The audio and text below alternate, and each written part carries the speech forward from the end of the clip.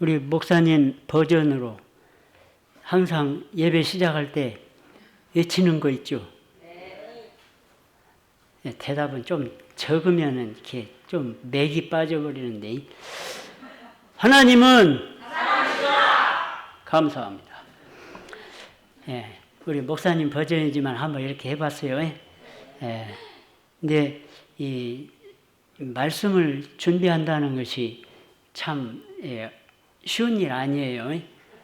예, 근데 살면서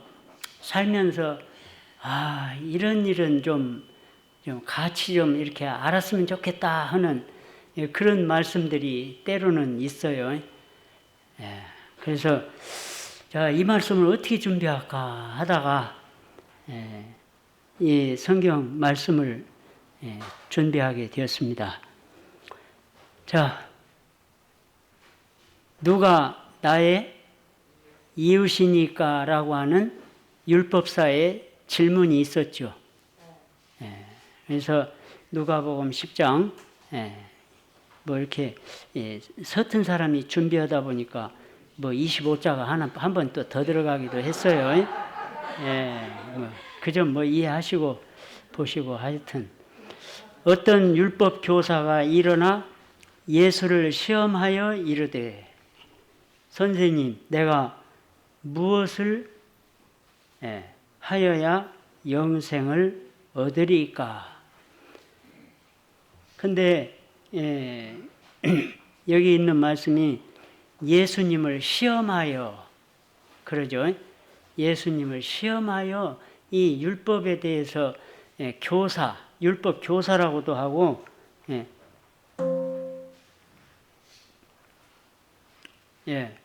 여기 보면은 마가는 서기관으로 기록한 반면에 마태와 누가는 율법사라고 기록하고 있다. 그러나 이 둘은 같은 직분에 대한 다른 이름으로 보면 될 것이다. 율법사는 유대 율법의 전문가를 말한다. 유대 율법의 전문가 그리고 교사였으니까 율법에 대해서는 통달한 사람이죠. 그런데 이 사람이 예수님에게 시험하여 물어본 것이에요.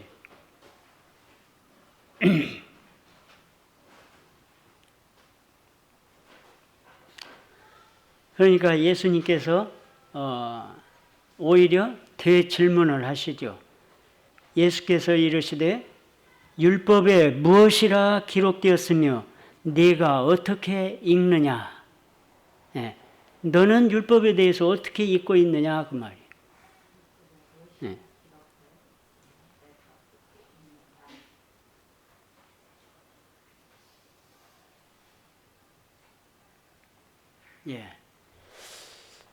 대답하여 이르되 내 마음을 다하며 목숨을 다하며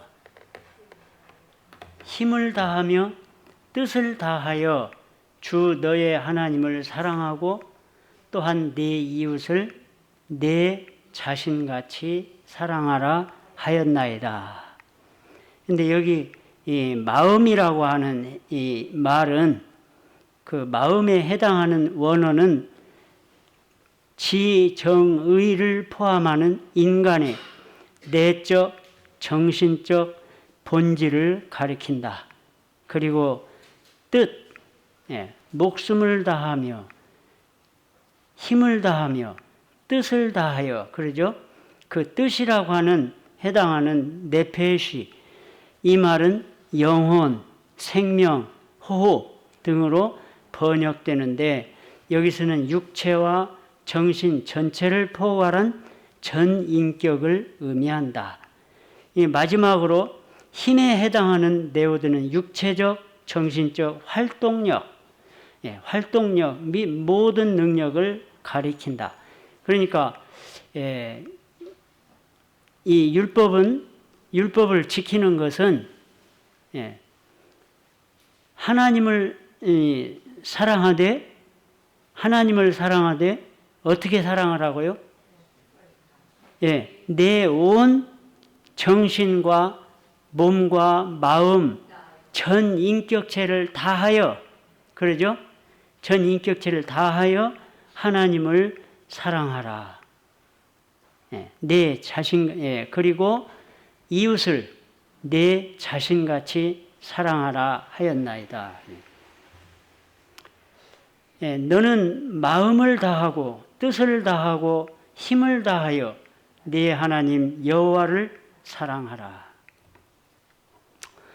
예수께서 이르시되 내 대답이 옳도다. 이를 행하라. 그러면 살리라 하시니 그 사람이 자기를 옳게 보이려고 예수께 여짜오되 그러면 내 이웃이 누구니이까? 내 이웃이 누구니이까? 그래서 그는 자기가 알고 있는 이웃의 개념을 과시하려 했는지도 모른다. 예수께서는 율법사가 생각하고 있는 이웃의 개념 속에는 사마리아인과 이방인이 제외된다는 것을 아셨으므로 이 사람의 질문에 대해 선한 사마리아인의 비유로 말씀하시는 것이다. 이 사람은 사마리아인과 이방인은 설마 이웃 속에 포함되지 않겠지라고 생각을 했었다는 이야기입니다.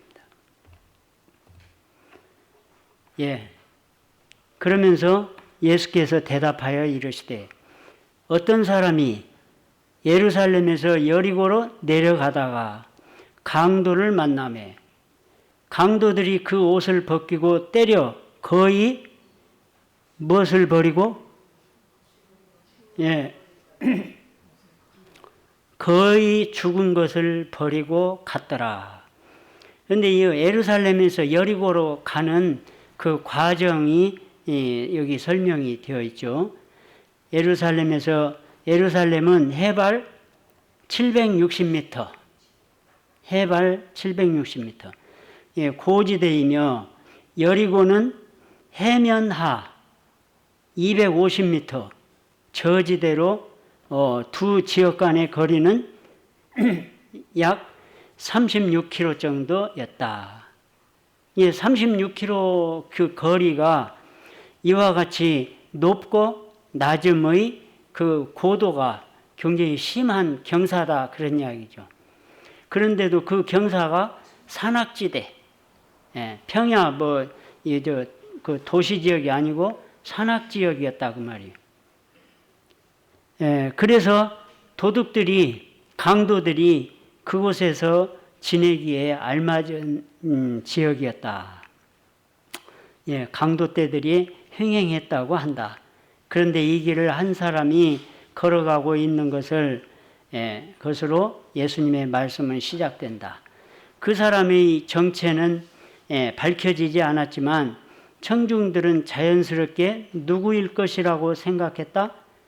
유대인일 것이라고 생각했다. 그러나 예수께서 그의 정체를 밝히지 않은 것은 민족적 구분을 초월하고자 하시는 의도를 암시한다. 그래서 마침 이제 그렇게 이제 있는데 거의 다 죽은 그 사람이 그렇게 쓰러져 갖고 있는데 마침 누가 와요? 제사장이 그 길로 내려가다가 그를 보고 피하여 지나가고. 근데 여기에 보면은 제사장과 레위인도 나오는데 그 제사장이 여기 읽어보면 신약 성경에서 여기에만 나오는 표현으로 마침 그 말이에요. 우연히라는 뜻이다. 이 말은 강도당한 사람이 쓰러져 있던 곳이 외진 곳이며 그가 오래도록 구조를 받지 못했음을 암시한다.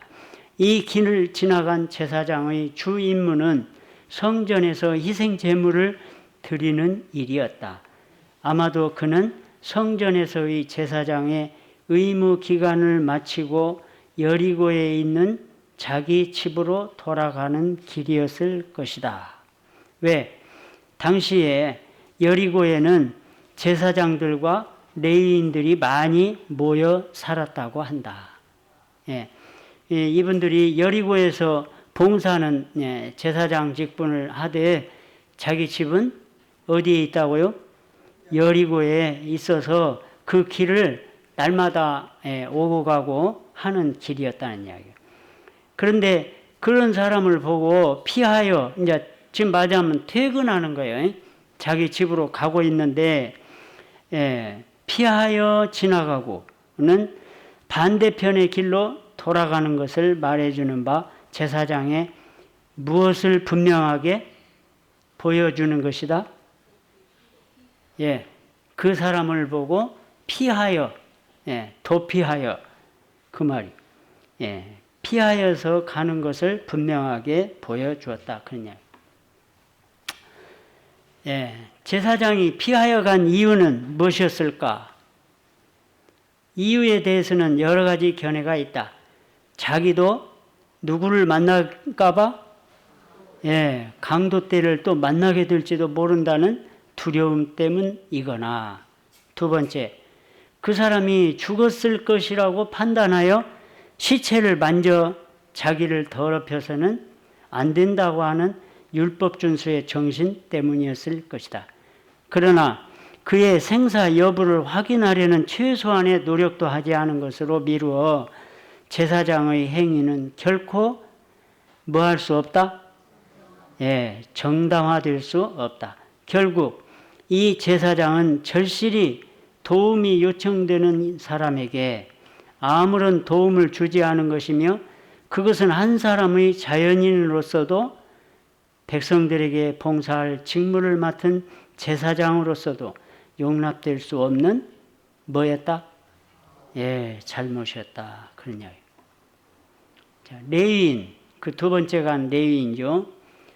또 이와 같이 한 레위인도 그곳에 이르러 그를 보고 피하여 지나가되, 레위인도 제사장과 마찬가지로 하나님과 그 백성에게 봉사하기 위하여 성별된 지파였다. 레위인들은 제사장보다는 지위가 낮지만 유대의 종교적 특권층에 속한 사람들인 만큼 모든 사람들의 모범이 되어야 했다. 그런데 이 레위인은 앞서 지나간 제사장과는 달리 그 사람에게 다가가서 보기는 하지만 아무런 도움을 주지 않고 뭐했다? 떠나가 버렸다. 그런 가운데 어떤 사마리아 사람은 여행하는 중 거기 이르러 그를 보고 불쌍히 여겨. 사마리아 사람은 그를 보고 불쌍히 여겨 가까이 가서 기름과 포도주를 그 상처에 붓고 싸매고 자기 짐승에 태워 주막으로 데리고 가서 돌보아 주니라. 그 이튿날 그가 주막 주인에게 데나리온 2를 내어주며 이르되 이 사람을 돌보아 주라. 비용이 더 들면 내가 돌아올 때 갚으리라 하였으니. 자, 여기에서 앞에 2 사람은 유대인이었고 세 번째 사람은 사마리아인이었다. 더구나 앞에 2 사람은 유대인 중에도 유대교 지도자들이었으며 당시 사마리아인은 그들에 비하면 사람 취급도 받지 못하는 부류에 속했다. 잘 아는 말씀이죠? 이렇게 잘 아는 말씀을 들을 때에는 2 가지의 형태가 나타나는데, 한 사람은 졸음이 오고 한 사람은 아는 것이라 더 관심이 가고 그러더라고요. 그러더라고요. 그래서 예수께서는 여기서 사마리아인을 등장시킴으로써 교만하고 완악한 유대주의자들과 강한 대조를 이끌어내고 있다. 자, 어쨌거나 이 사마리아인은 앞에 제사장이나 레위인보다도 가지고 다니는 것도 많아요. 이 사람은 여기 필요한 것을 다 갖고 다녔어.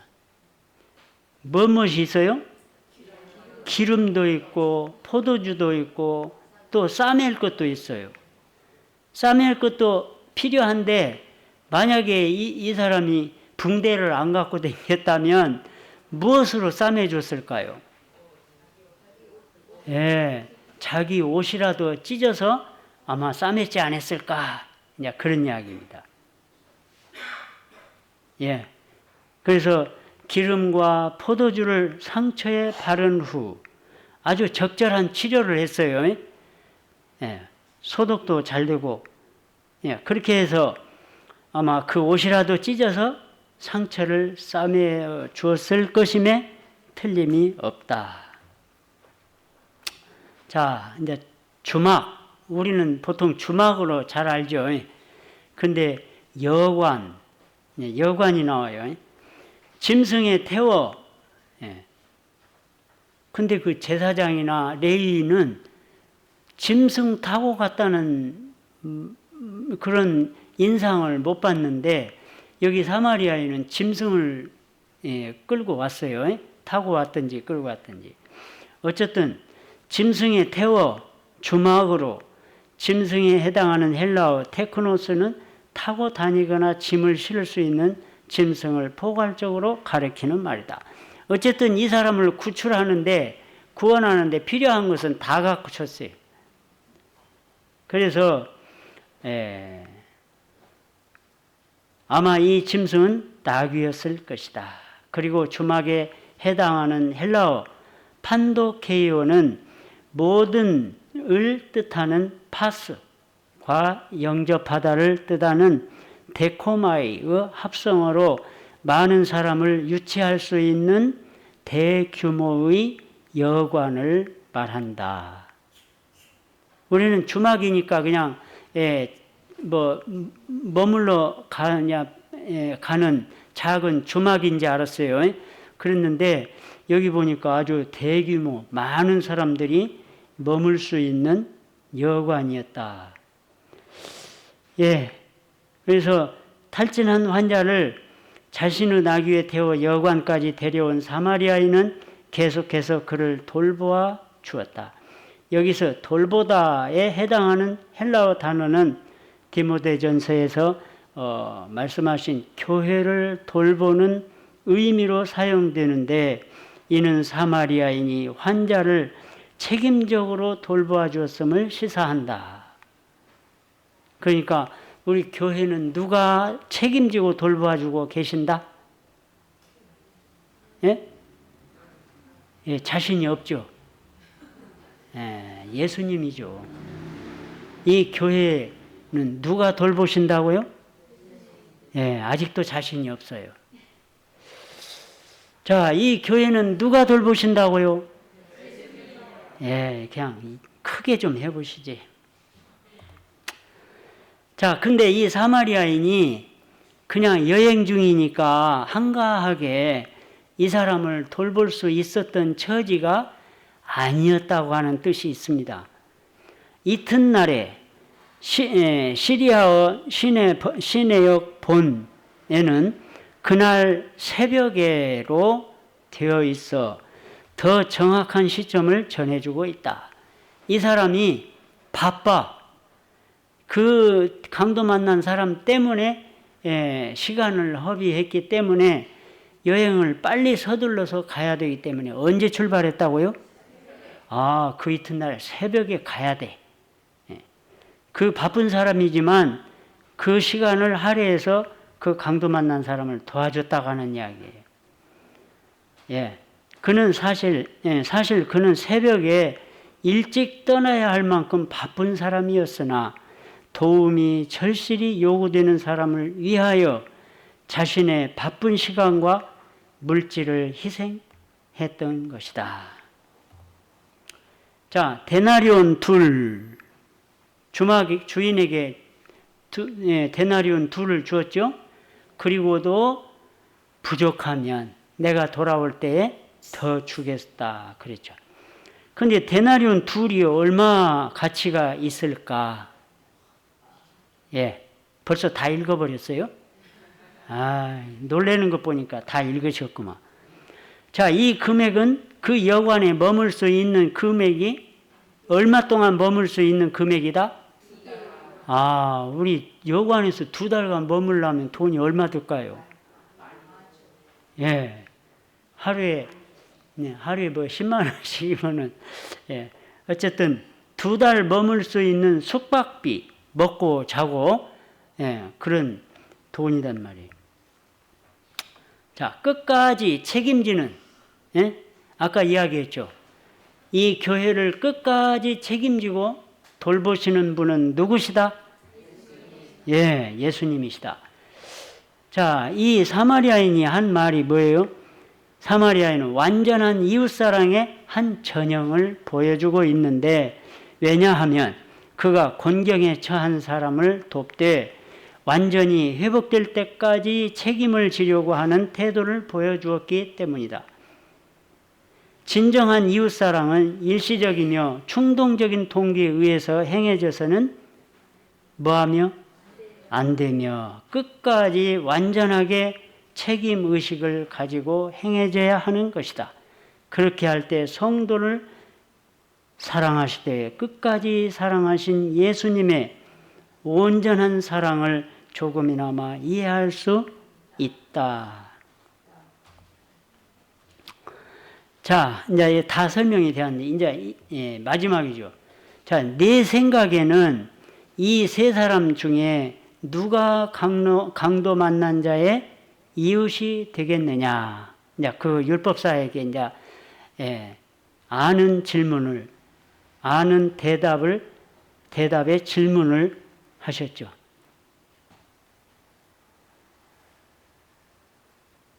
자, 내 이웃이 누구니까라고 질문한 그 사람에게 누가 강도 만난 자의 이웃이 되겠느냐는 질문으로 결론을 유도하고 있다. 이 두 질문 사이에는 결정적인 차이가 있다.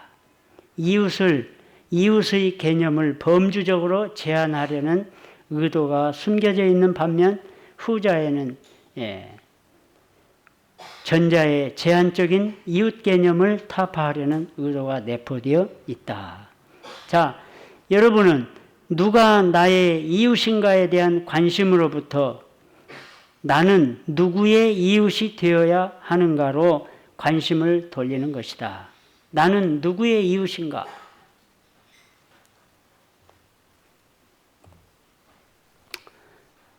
그래서 대답이 이르되 자비를 베푼 자니이다. 예수께서 이르시되 가서 너도 이와 같이 하라 하시니라. 너도 이와 같이 하라. 자, 이웃의 개념을 따져 묻는 율법사의 현학적 질문에 대한 예수의 답변은 너무도 단순 명료하다. 가서 너도 이와 같이 하라.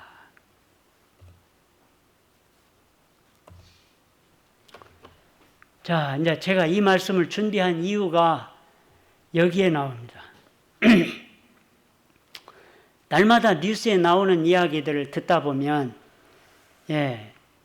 불우한 출생이 우리나라가 아니라 세계적으로 이 출생률이 떨어져가지고, 지금 장래 인구가 부족해서 큰 걱정이라고 말들을 하죠.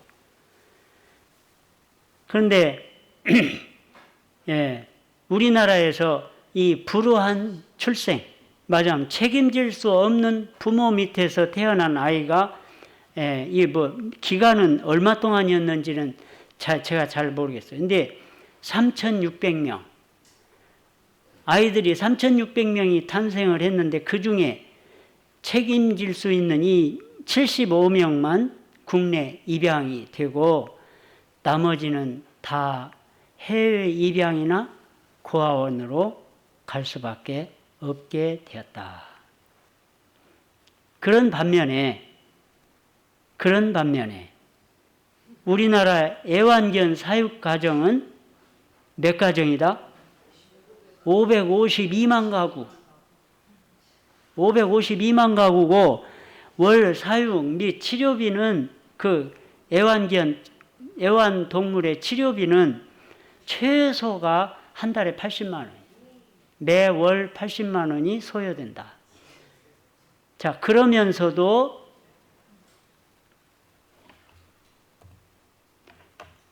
중국에서는요, 이제 아까 그런 대답은 이제 거기까지 멈추고 이제 아는 대답이니까요. 예, 그러면서도 이제 거기까지 끝내고, 중국에서는 지난 3월에 이 아이들 출생이 하도 안 되니까 대학교에서 대학생들한테 이 방학을 내줬어요. 한 달간, 3월 한 달간 방학을 내주면서 제발 방학 한 달간 뭐 하라고요? 연애 좀 하라고. 연애하고 결혼하고 뭐 좀 하라고? 아이 좀 낳으라고. 세상에 그 많은 인구가 많던 중국이 이제는 이런 방학까지 내줬대요. 지난번에 텔레비 이런 이야기가 한국 어느 미혼모의 고통, 어느 미혼모의 고통. 돈이 없어. 애기는 이 만삭이 다 되어가는데 먹을 것은 없고, 예, 얼마나 배가 고파서 죽겠어.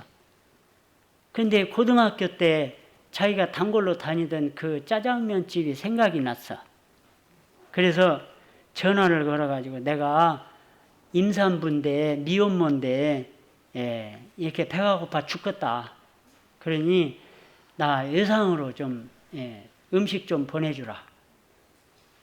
이 말이 그 주인에게 얼마나 감동이 되었던지 그 주인이 음식을 진짜 예상으로 보내줬어요. 그래갖고 이제 그 음식을 보내줘서 이제 그 미혼모가 그 음식을 먹고 이제 기운을 차렸는데 거기서 끝난 것이 아니고 그 집을 이 음식점 주인이 찾아갔어요. 찾아가서 보니까 진짜 냉장고 안에가 먹을 것이 아무것도 없어.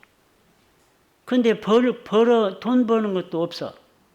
그러니까 그러지 말고 우리 집에 와서 식당에 와서 나물이라도 좀 다듬어라.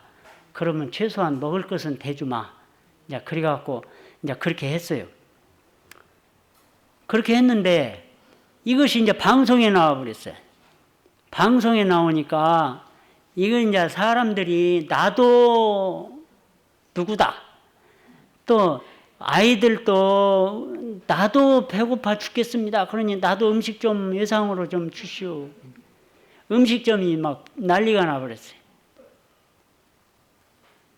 자, 어쨌든 이제 지금 하고 싶은 이야기는 이 앞에 이야기예요. 이 우리나라의 미혼모들이 지금 이런 형편이에요. 이런 형편 사람이 많이. 이 사람을 누가 돌보아 줄 수 있을까? 우리의 이웃은 누구일까? 이 세상에 아이가 부족하다고, 아이를 안 낳는다고, 결혼을 안 한다고 말을 하지만 실제로 가정 형편이 어려워서 아이를 못 키우고 죽이고 동반자살하는 일이 얼마나 많이 일어나고 있잖아요.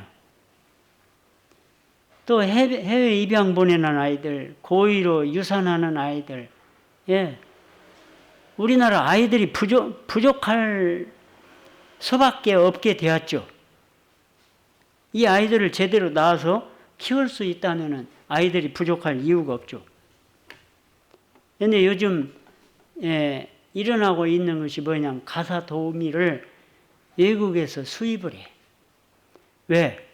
우리 국내 가사 도우미는 너무 월급이 비싸. 그러니까 외국에서 필리핀에서 가사 도우미를 데려오면 두 가지가 해결이 돼요. 두 가지, 세 가지가 해결이 돼요. 돈도 싸고, 가정일도 하고, 또 한 가지, 뭐 또 해? 영어도 아이들에게 또 가르쳐 줄 수 있어. 그러니까 이것이 이제 또, 많은 일들이 막 생기는 거예요. 이 정부가 지금 고민을 하고 있는 거예요. 이 사람들 데려오면 최저임금은 줘야 하지 않겠냐. 그런데 현재 최저임금도 못 주고 있는 형편인 것 같아요. 보면은. 아름아름으로 해서 데려다가 지금 그렇게 많이 쓰고 있는 것 같아요. 자, 영국 사람. 그냥 다 이렇게 쓰다가 시간이 없어서 그냥 영국 사람 해놓고 2차 대전 전에, 2차 대전 직전에 영국 사람이 체코슬로바키아? 말 됩니까? 체코슬로바키아? 예, 그 나라에 갔어요. 그 나라에 가가지고 낮에는 증권 소개, 맞으면 증권 소개업을 했대요. 그리고 밤에는 아이들을 이렇게 맞으면 불우한 아이들이겠죠. 그 아이들을 모아다가 기차에 태워가지고 영국으로 보냈대요. 영국으로 보내가지고 영국에서 그 아이들을 다 키우게 했어요. 그러자 이제 그렇게 많은 아이들을 보냈는데 2차 대전이 일어나가지고 더 이상 그곳에 있을 수 없게 되어가지고 영국으로 돌아왔는데 2차 대전이 끝나고 나중에 이제 그 아이들의 신원에 대해서 이제 부인이 싹 다 이렇게 살펴보니까 아까 보니까 600 몇 명이 되었어요. 656명인가. 아이들이 그렇게 많은 아이들을 영국으로 데려와 가지고 그 아이들이 다 장성하여서 다 잘 컸어요. 그러니까 이 아이들이 그분을 자기 아버지라고 불러요. 이것이 이제 영국 정부에 알려가지고 영국 정부에서 크게 상을 내렸다고 그래요. 그리고 체코슬로바키아에서는 자기 그 아이들을 그렇게 키워줬다고 해갖고 국가에서 최고 훈장을 주었다고 해요. 예. 오늘날 우리나라의 워킹맘의 고민 95%가 직장을 다녀야 되냐 그만둬야 되냐 하고 고민을 하고 있다. 34%가 양 부모에게 의존하고 아이들을 키우고 있다. 근데 학교가 끝나면 초등학교 입학 후에 학교가 끝나면 이 아이들이 하는 일이 뭐냐면 학원에 가든지 아니면 친구들하고 핸드폰 갖고 게임하고 놀든지 아니면 집에서 홀로 있든지 아이들 형편이 그래요. 자, 어린이 전문 의사가 부족하다. 산부인과 병원을 노인 요양원으로, 결혼 예식장을 장례식장으로, 출산을 위한 산부인과가 폐원하고 어린이 병원도 많이 줄었고 또 있는 병원들도 있는 병원은 지금 어린이 병원은 가기가 힘들어요. 예약을 해갖고 몇 시간 후에 가야 아이 치료를 할 수가 있어요. 조금 이름 있는 큰 병원들은 아침에 가서 예약 먼저 해놓고 오후에 가요. 막 몇십 명 대기인데. 자, 세상에 이 일을 감당할 자 누구일까?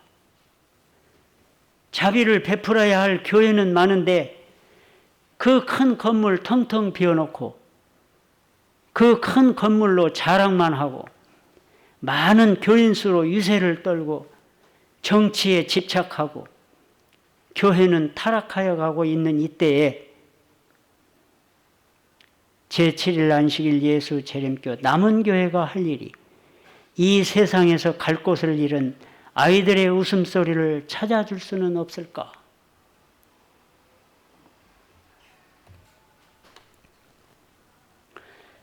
생각해 보니까요, 전국구로 조직이 있는 교회여야만이 교회가 할 수 있는 일이 있을 것 같더라고요.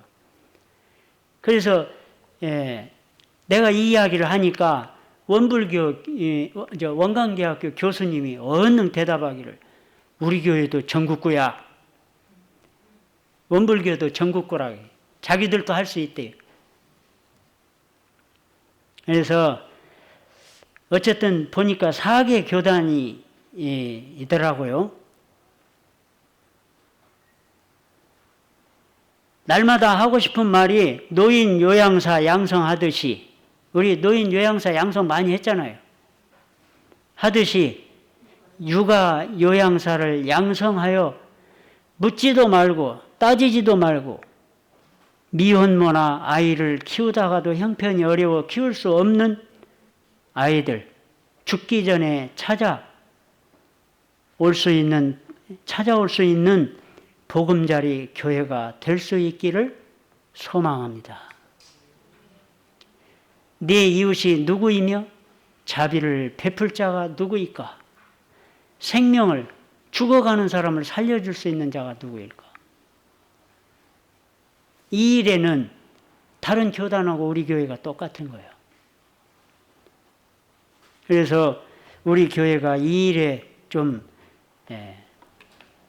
신경을 좀 쓸 수 있다면 얼마나 좋을까. 정부가 많은 돈을 투자해요. 이 아이들 막 생활비도 주고 막 다 해요. 그런데도 아이들 죽이고 자살하는 가정들은 자꾸 늘어나고 있어요. 또 보면은 아이를 키우라고 정부에서 돈을 주니까 그 돈 갖고 어디 가서 게임방에 가서 게임만 하고 있어, 여자가, 엄마가. 그러고는 아이는 굶기고 죽여가. 돈을 써도 정부가 돈을 쓰는데 잘못 쓰고 있는 거예요.